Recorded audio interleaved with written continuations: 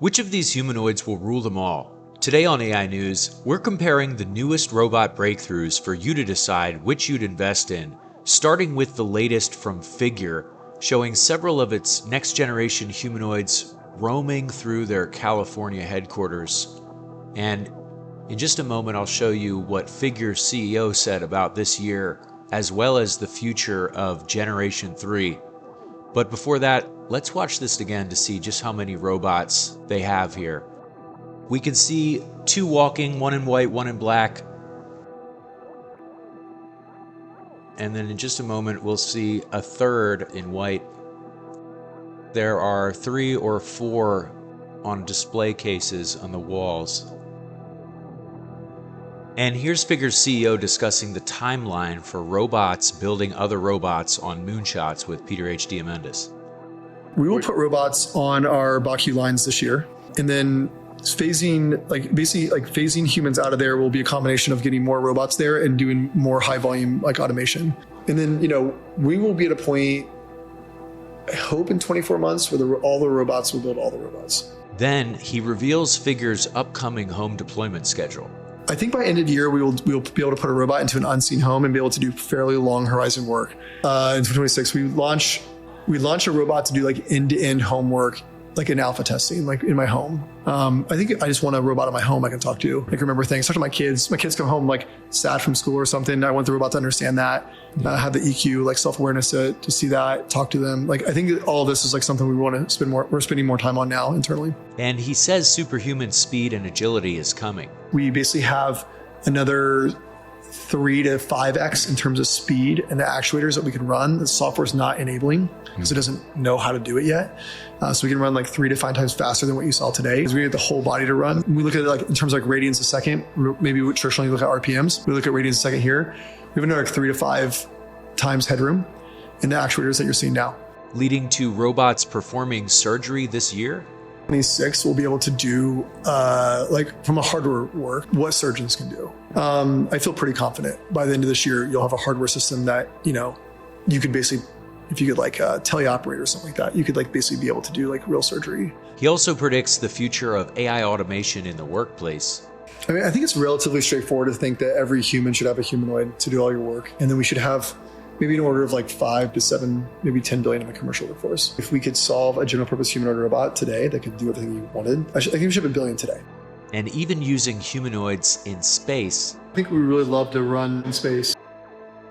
We would be able to put an unlimited amount of capacity of humans at it through humanoids. The next 12 to 18 months, I think, will be the largest AI transformation we've ever seen. But at some point, you're going to walk out, probably in San Francisco would be the first, and you'll see more humanoids than humans. And I think that'll be an amazing day. Meanwhile, here's the latest from Unitree's CEO.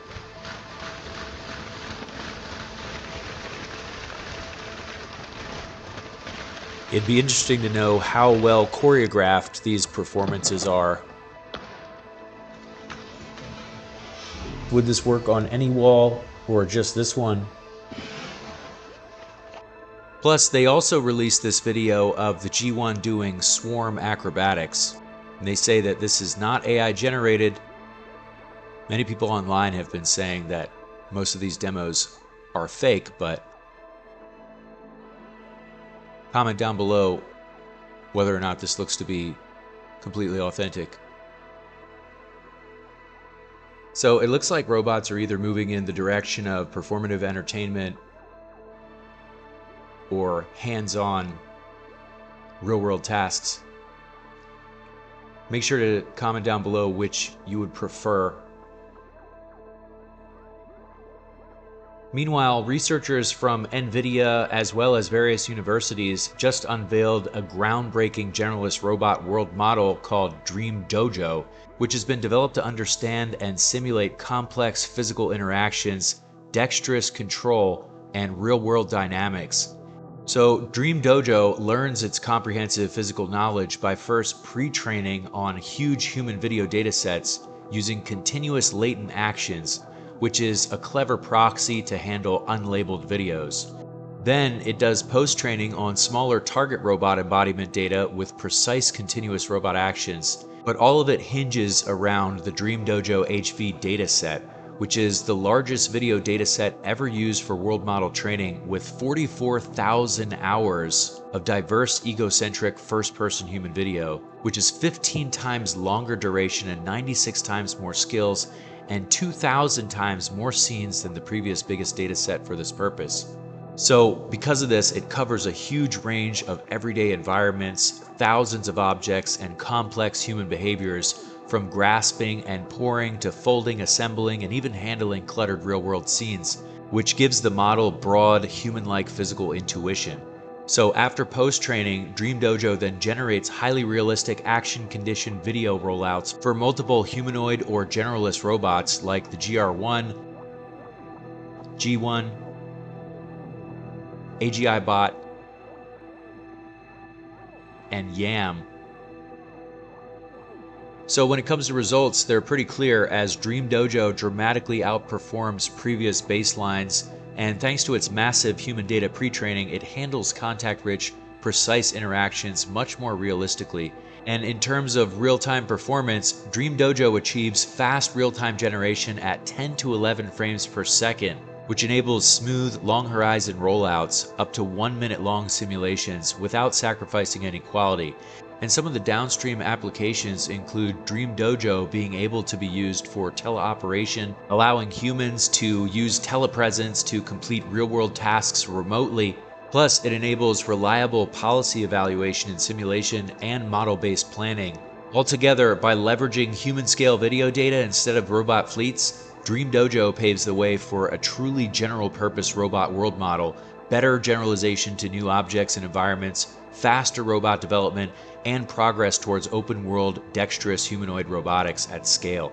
But tell us down below which robot you think is the most useful, and check out this video of Reflex HQ's robot doing what could be the most useful real-world task so far. And tell me in the comments down below, how much would you be willing to pay for this?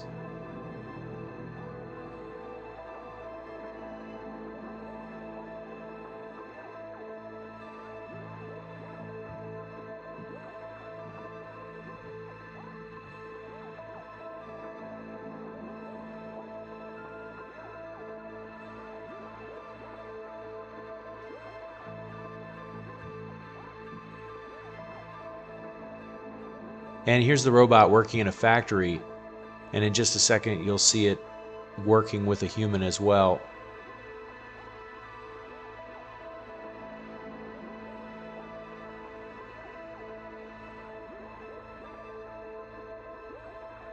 Anyways, like and subscribe, and check out this video here for more of the latest in AI and robotics news.